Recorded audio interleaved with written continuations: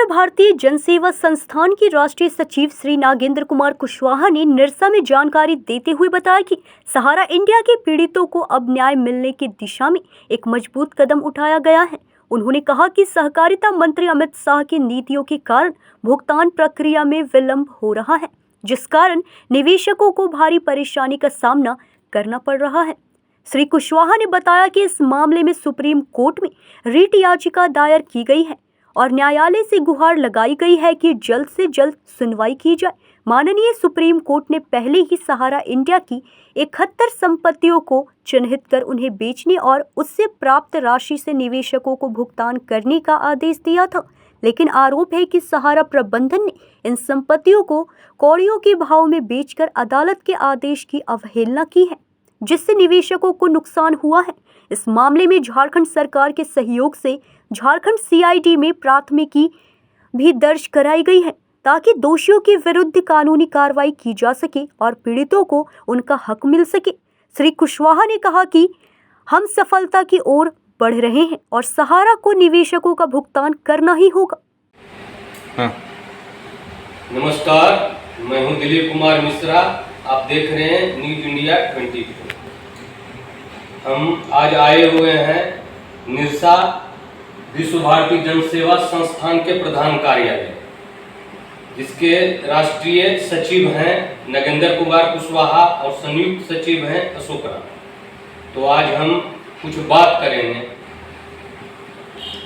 विगत 2-3 वर्षों से ये लोग जो है बहुत प्रयास कर रहे हैं कि सहारा पीड़ितों का जो भुगतान फंसा हुआ है वो भुगतान हो जाए, लेकिन हमको तो ये समझ में नहीं आ रहा है कि कर क्या रहे हैं। सुप्रीम कोर्ट में क्या मामला हुआ इसके बारे में हम इनसे पूछेंगे। इनसे ये भी पूछेंगे कि अभी जो है Sanjeev Kumar zonal head arrest हुए हैं, उसके बारे में पूछेंगे और भी जो भी जानकारी होगा उसके बारे में बात करेंगे। तो स्वागत है नागेंद्र कुशवाहा जी न्यूज इंडिया 24 में आपका।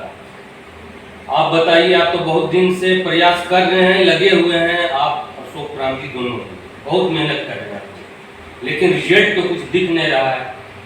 कितने आदमी को आप लोग भुगतान करवा पाए हैं और आपके इतना मेहनत करने से एनजीओ का क्या फायदा हुआ है सहारा पीड़ितों का, इसके बारे में आप बताइए। जी, बहुत बहुत आभार कि आप लोग हमारे दफ्तर में आज आए हैं हम लोगों से इंटरव्यू के लिए। ठीक है, साउंड नहीं लगा बढ़िया तो ठीक है, बात नहीं समझ में। चलिए, बहुत बहुत आभार जो आज आप लोग हमारे दफ्तर में आए हैं इंटरव्यू के लिए। और आपका सवाल सहारा इंडिया से ही शुरू हो रहा है कि अभी तक हम लोगों ने क्या किया। देखिए, कहने को तो वैसे ज़्यादा कुछ हम लोग को अभी सफलता नहीं मिल पाया है, लेकिन हम लोग सफलता की ओर बढ़ रहे हैं।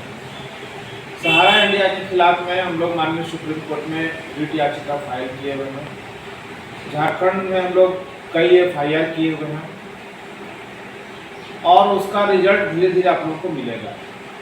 अब जो आप पहला सवाल जो पूछ दिए कि अभी तक आप लोगों ने क्या किए, कितने लोगों का भुगतान करवाए, तो भुगतान तो हम लोगों का जेब में रखा हुआ नहीं, हम तो भुगतान के लिए ही लड़ रहे हैं। देश भर के जमाकर्ता कार्यकर्ताओं की जो लड़ाई है बहुत बड़ी लड़ाई है। और जो हम लोग सरकार पे प्रेशर बनाए, CRCS में कंप्लेन करवाए, उसका परिणाम हुआ कि भारत सरकार को सहारा से भी रिफंड खाते से 5,000 करोड़ रुपए निकालना पड़ा और उस पैसे को बंटवारा हुआ तो 5,000 करोड़ से कम बटा। इसको आप उपलब्धि अभी मान सकते हैं। तो नगण्य है, 1% वो तो नगण्य होना था। वो तो सहकारिता मंत्री माननीय अमित शाह जी का बहुत बड़ा चालबाजी था देश के लोगों को उलझाने के लिए। चूँकि इलेक्शन का वक्त था, उनको था कि एक पोर्टल बना करके लोगों को उसमें उलझा दे और जो डिवेंचर का पैसा था उस पैसे को इन लोग निकाल करके पूरे देश को उसे फंसाने का काम किया और उसी में उलझ के लोग रह गए। 5,000 करोड़ रुपया में लगभग 5,000 करोड़ रुपया का भुगतान हो चुका है। 400-500 करोड़ रुपया जो इंटरेस्ट का पैसा वही बचा हुआ है। आगे सरकार अब क्या करती है तो देखने का बात है, लेकिन हम लोग यहाँ चुप नहीं हैं। हम लोग का जो रिट याचिका लगा हुआ है सुप्रीम कोर्ट में, हम लोग माननीय सुप्रीम कोर्ट से गुहार लगा रहे हैं कि जल्द से जल्द रीट याचिका की सुनवाई हो जाए, ताकि सहारा इंडिया का ये जो इतना बड़ा जो फ्रॉड है, इतना बड़ा जो स्कीम है, वो सब कुछ उजागर हो जाए माननीय न्यायालय के सामने। और भुगतान लेने का तो तरीका बस दो ही है कि जो 23,000-24,000 करोड़ रुपया सेबी में रखा हुआ जो है उसको निकलवाया जाए। दूसरा कि जो सहारा की संपत्ति जिसमें कि गरीबों का संपत्ति के बारे में पूछना आपसे ये है हाँ। कि हर प्रत्येक दिन यहाँ वहाँ से खबर आ रहा है कि सहारा यहाँ प्रॉपर्टी बेच रहे, वहाँ प्रॉपर्टी बेच रहे, उसको भी तो आप लोग रोक नहीं लगा पा रहे हैं। कैसे नहीं रोक लगा पा रहे हैं? शायद आप देख नहीं पा रहे हैं। सहारा इंडिया 71 प्रॉपर्टी का लिस्ट सेबी में जमा किया था, वो सारा लिस्ट हम लोग निकाले और उसमें था कि माननीय सुप्रीम कोर्ट ने 2013 में जजमेंट दिया था कि जो 71 प्रॉपर्टी का जो बिक्री होगा भी तो उसका पैसा सहारा सेबी के रिफंड खाते में डालना, जिसमें से कई प्रॉपर्टी का हम लोग छानबीन किए तो पता चला कि वो जमीन बिक भी गया और उसका पैसा भी वहाँ जमा नहीं हुआ। उसके लिए काफ़ी हम लोग कंप्लेन किए, सेबी में कंप्लेन किए, ईडी को कंप्लेन किए, सरकार को कंप्लेन किए, माननीय मुख्यमंत्री जी लोग कंप्लेन किए, कई राज्य को डीजीपी को लिखे। जब कहीं से कुछ नहीं हम लोगों को रिजल्ट अच्छा मिला तो अंततः हम लोग जाकर के सीआईडी में झारखंड में हम लोग एफआईआर दर्ज करा दिए, जो अभी आए दिन अखबारों में आप लोग पढ़ ही रहे होंगे। आपको मध्य प्रदेश में जो संजय पाठक जी भाजपा के विधायक हैं, वो जो लार्ज स्केल पर जमीन खरीद लिए, 1,000 करोड़ का जमीन 90 करोड़ मिल रही है, उसमें भी बहुत सारा पत्राचार हम लोग वहाँ ईओडब्ल्यू को किए, उनको लिख करके दे के साहब उनके ऊपर कार्रवाई किए। वहाँ के भी कई स्थानीय जो लोग थे वो लोग भी कंप्लेन किए और उस कंप्लेन के आधार पर अभी देख रहे होंगे कि वो एफआईआर भी दर्ज हो गया है, उस जमीन को सीज भी करने का बात चल रहा है और तमाम जो लोग देश विदेश से पैसा ट्रांसफर किए हैं उसका भी छानबीन हो रहा है और सबको गिरफ्तार किया जाएगा। तो काम कैसे नहीं हो रहा है? काम तो हो ही रहा है। अच्छा ठीक है, अब राजनीतिक बिहार में चुनाव हो रहा है तो आप लोग का एनजीओ बिहार में क्या कर रहा है?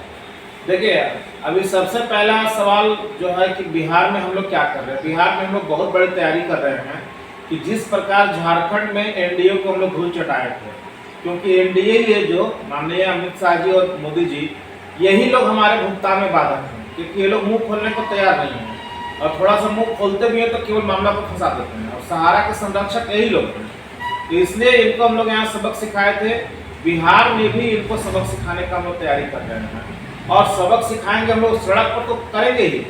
वहाँ के माननीय उच्च न्यायालय में भी हम लोग एक PIL लगाने जा रहे हैं, जो बिहार का कई संपत्ति जो बहुत सस्ता दाम में बेचा गया है, उसमें काफ़ी स्कैम हुआ है, फ्रॉड हुआ है और उसमें कई पॉलिटिशियन लोग इन्वॉल्वमेंट हैं जो हम लोगों को अपना जांच में पता चला है। तो इसीलिए हम लोग पटना के हाई कोर्ट में एक PIL भी दाखिल करने जा रहे हैं, उनकी संपत्तियों की जांच करवाने के लिए, कौन कौन लोग लिया, कितना में लिया और उसका पूरा रिकवरी कराने के लिए और आरोपियों को गिरफ्तार करने के लिए वहाँ हम लोग करने जा रहे हैं। अच्छा, मान लीजिए अगर इंडिया सरकार बिहार में बनती है तो क्या करेगा वो क्या आपको कुछ गारंटी दिए हैं कि हम इसके बारे में आपका सुनवाई करेंगे? ऐसा अभी तक गारंटी वहाँ नहीं मिला है। केवल वहाँ CPIML के जो माननीय सांसद सुदामा सर हैं और वहाँ दीपांकर भट्टाचार्य जी हैं, उन लोगों ने अपना मैनिफेस्टो में इसको लिया है। वो लोग भी इंडिया गठबंधन के ही पार्ट है और भी इंडिया गठबंधन के कई नेताओं से हम लोगों की बातचीत चल रही है कि इसको अपना मुद्दा को बनाना। लेकिन हमारे पास कहने का है कि अब जो लोग हमारे भुगतान में सीधे बाधक हैं उनको हम लोग क्यों वहाँ पर वोट देंगे। इस प्रकार यहाँ पे हम लोग किए तो हम लोग कोशिश कर रहे हैं कि इंडिया गठबंधन इसको वहाँ पर ले लें। ये थे नगेंद्र कुमार कुशवाहा जी, राष्ट्रीय सचिव विश्व भारती जनसेवा संस्थान के। अब हम जो है संयुक्त सचिव अशोक राम जी से इस बारे में कुछ बात करेंगे। तो अशोक जी, आप भी कुछ बताइए एनजीओ के पक्ष में और सहारा के विरुद्ध जो सिस्टम है, तो जो भी जानकारी है आपको इसके बारे में आप बताइए।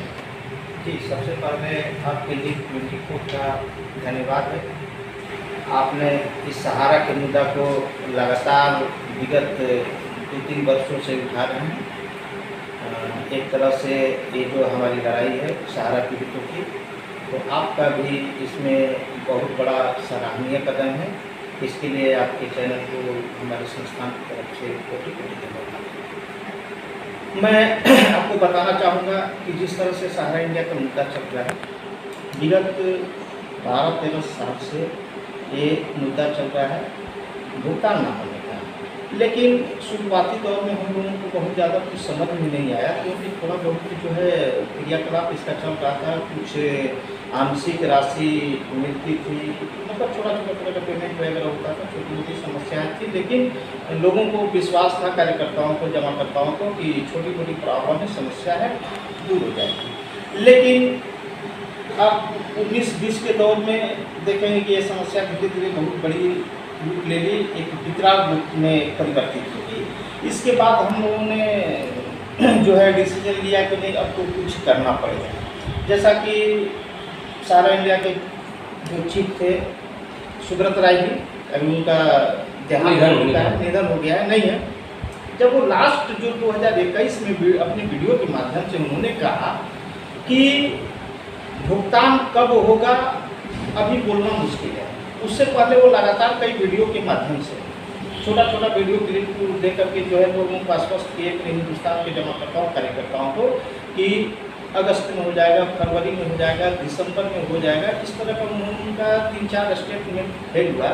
इसके बाद लास्ट में उनके मुंह से ये निकला कि भुगतान तो होगा, लेकिन अब कब होगा इसको अभी बोलना मुश्किल हो सकता है। एक पत्र के माध्यम से उन्होंने दिया था, उसमें जिक्र किया गया था कि अभी भी 12 से 16 महीने लग सकता है, या इससे भी ज़्यादा लग सकता है।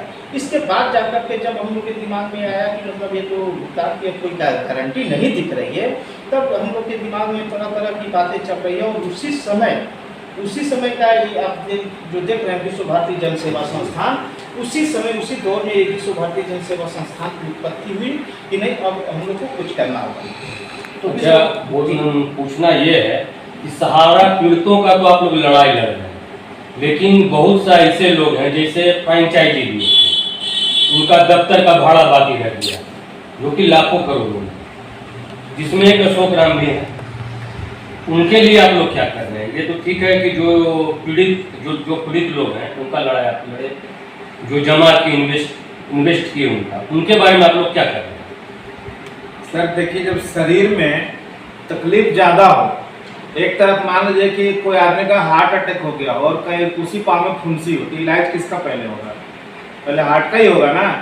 तो ये हार्ट का इलाज है कि देश के 13 करोड़ लोग सहारा से पीड़ित हैं और उनका पैसा फंसा हुआ है। फ्रेंचाइजी मैनेजर और मैनेजर कितने लोग होंगे, और वो अपने आप में सक्षम है, हजारों में है। तो पहले 13 करोड़ का निदान किया जाए कि हजारों का किया जाए? जब वो 13 करोड़ का निदान हो जाएगा तो इनका भी निदान हो जाएगा। और फ्रेंचाइजी मैनेजर लोग तो आज भी सहारा का अनुभक्ति में डूबे हुए। अशोक जी को मत देखिए, अशोक जी तो क्रांतिकारी हैं कि अपना सब कुछ छोड़ करके दांव लगा करके इस केस में आ गए। हमारे जनार्दन मिश्रा जी क्रांतिकारी हैं, जो अपना फ्रेंचाइजी को छोड़ करके लड़ाई में आ गए। लेकिन बाकी आप देश के जितने फ्रेंचाइजी में आज भी तो सहारा एक गुलामी कर रहे हैं, तो उनके लिए क्या सोचना? उनको मरने दीजिए। रह गए हमारे जो 2 फ्रेंचाइजी मैनेजर हैं, नहीं मिलेगा, नहीं मिलेगा, नहीं कि फ्रेंचाइजी में जितना लोगों का पैसा लगा हुआ है उसका तो भुगतान हो जाए। पैसा नहीं मिले लेकिन जमाकर्ता को मिल जाए, जो माहौल बना हुआ है, तो हम तो अपने जमाकर्ता के लिए लड़ेंगे ना। ये थे नगेंद्र कुमार कुशवाहा जी और अशोक राम जी, अपना त्याग कर रहे हैं। अशोक राम जी का ढेर सारा पैसा बाकी है फ्रेंचाइजी का, वो अपना त्याग कर रहे हैं। नगेंद्र जी कर रहे हैं, जनार्दन मिश्रा कर रहे हैं, लेकिन कुछ ही लोग कर रहे हैं। सभी फ्रेंचाइजी मैनेजर त्याग नहीं किए हैं, वो आज भी सहारा के साथ पता नहीं किस रूप में जुड़े हुए हैं। अजीत कुमार झा के साथ हमें इजाजत दीजिए। आप देखते रहिए न्यूज़ इंडिया 24। निरसा धनबाद से दिलीप कुमार मिश्रा की रिपोर्ट।